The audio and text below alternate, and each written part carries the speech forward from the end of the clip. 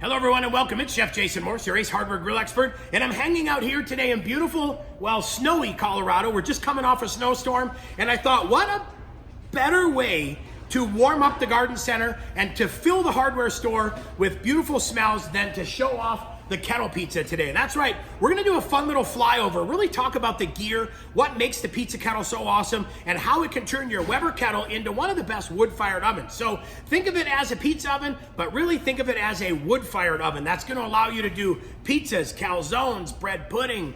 You can roast some steaks, roast vegetables, all that good stuff. Pretty much anything you can imagine, like some beautiful, like gratinade lobster tails or somehow gratin potatoes. This thing really performs. And I think you know that pizza is life. Everybody enjoys pizza. And we have a lot of different tools here at Ace Hardware that will help you in your pizza making experience or adventure. So thanks for joining us today. Be sure to head down to the comment section. And if you click on the recipe name right below the video there, it will expand that section and you can download our pizza tip sheet and our pizza kettle tip sheet as well. Today, we're just gonna keep it simple. We're gonna do a gear flyover, talk a little bit about it, give you some tips and tricks, show you how to light the fire, and then we're gonna make a simple but beautiful pepperoni pizza today. So thanks for joining in. Be sure to let us know in the comment section what you'd like to see on our next edition of Ace This Recipe.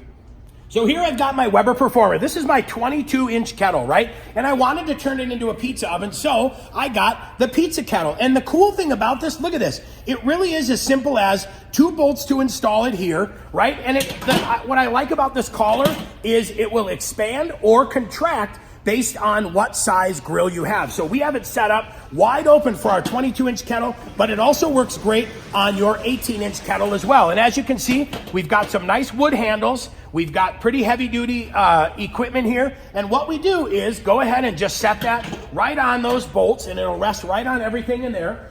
Now, what we do is, look at this. Here's our grate, right? Our basic grill grate. Now, if we put it facing up, one of the issues we have in the front here is gonna be this handle. We're gonna have a hard time getting the pizza above and beyond that. So what I do is take the center grate out and set that aside. Now, we're actually gonna flip this over, and look what you can see here.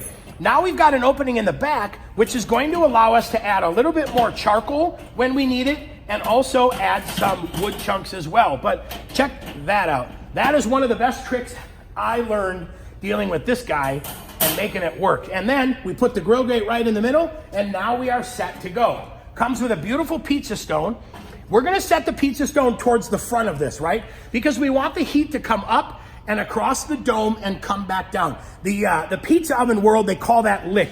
That flame comes up and it kind of licks across the top of your pizza. So the hot stone sets the base, the top heat comes across and licks the top, and it makes all your ingredients delicious, and cheese bubbling and sauce hot, and dough gets nice leoparding spots and all that. But look at that. I mean, that is so simple and so easy to use. And then what you do is put your kettle lid on top and you're done.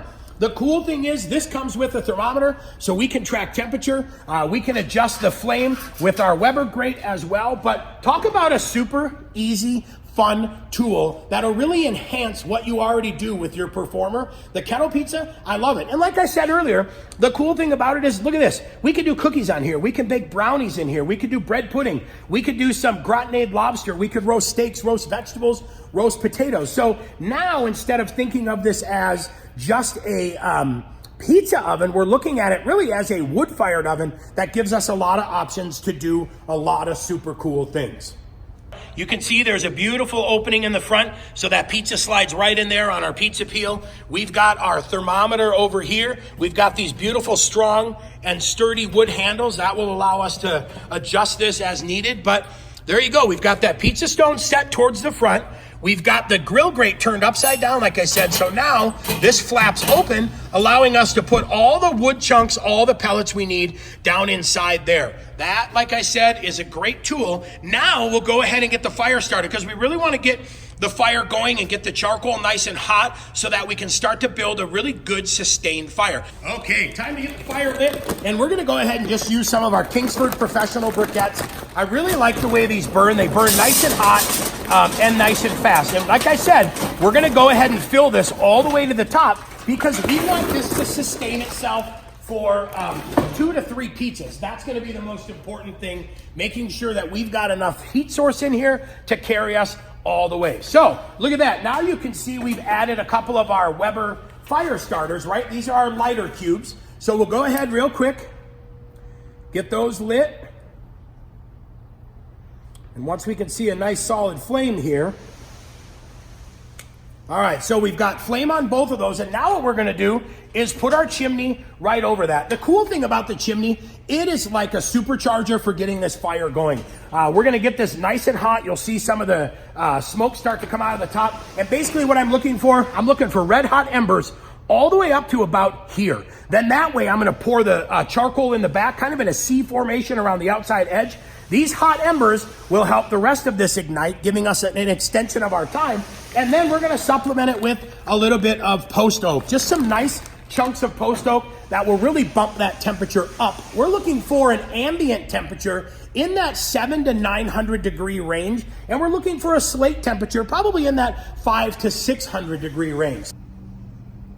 Well, you can see these briquettes are doing a great job getting started. One of the questions we get is, do I have to use briquettes? Can I use lump charcoal? And the answer is yes. Absolutely, you can use your preferred charcoal. I like these briquettes because I get a good, even, consistent burn out of them. And they do a nice job kind of slowly catching up and sustaining our heat. But lump charcoal does a great job as well. So really it's up to you. Pick what you are comfortable with or what you use a lot. I like the briquettes, like I said, for that even, consistent burn. Lump charcoal, depending on what brand you're using, some of the lump charcoal will not need any post oak with it because it will burn hot enough on its own. We supplement this with a little bit of wood just to bump up the heat and bump up the temperatures a little bit more. Okay, so we're gonna use the top handle and the bottom handle, and carefully we're gonna pour that in to our back opening. And I'm setting it right there. We'll take the chimney and we'll just set that down somewhere on the concrete, definitely not putting that anywhere towards your deck. Now, like I said, look at that. We've got that charcoal back in that C formation, and you can see it back here quite nicely.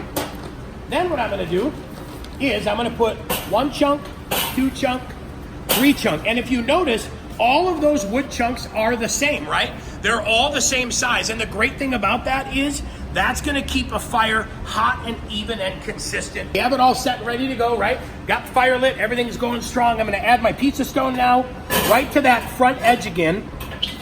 And I wanna set it just like that. That way what happens is now I can slide that pizza in. This pizza stone's gonna get nice and hot, and that flame's gonna continue to come up and over the kettle lid as well. So now what we'll go ahead and do is put the kettle lid back on, and now I'm gonna leave my adjustment on the top wide open because I want it to build up a ton of heat.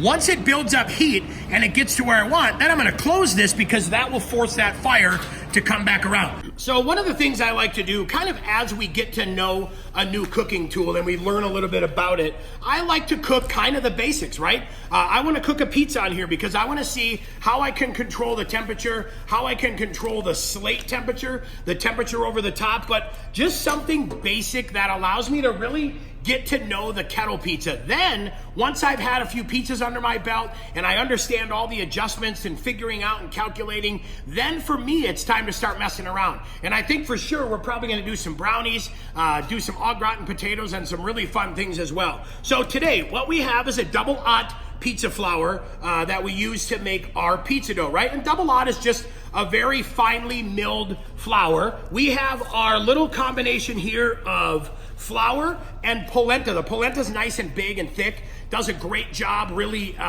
making kind of ball bearings so the pizza slides around. And what I'm gonna do is just hand stretch this, make it a little more on the bottom. That polenta also adds a really nice crunch to the bottom. And what I'm doing is, you can see I'm just kind of hand stretching this pizza around the outer edges to thin it out just a little bit.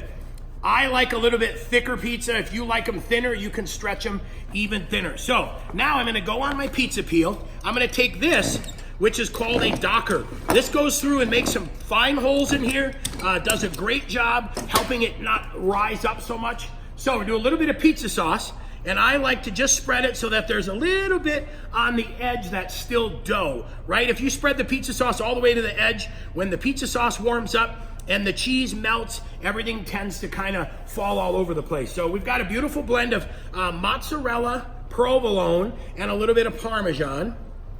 And we'll get that all set up. Spread out nice and evenly.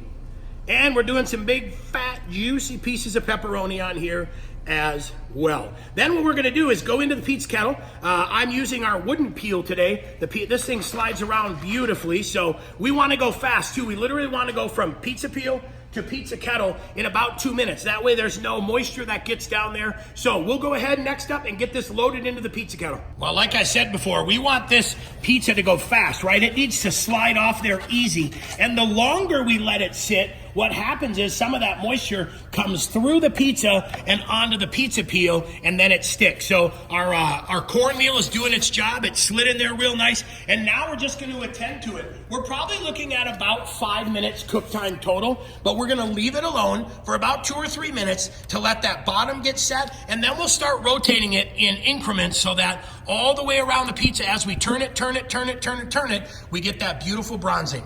How do you know if it's time to turn it? What I do is pull up just a little bit to see if that dough is set. And then what I'll do is, once it's set, look at that, how beautiful is that? I will come out, I will rotate the pizza, and then I'm going straight back in. We've already got some beautiful leoparding or spotting going on. You can see the ingredients starting to bubble. We've already rotated this twice, so we really have probably one more rotation, and then it's gonna be time to get it over onto the pizza cutting board and get this thing ready to devour. We are done. Look at that. That is a beautiful, beautiful pizza.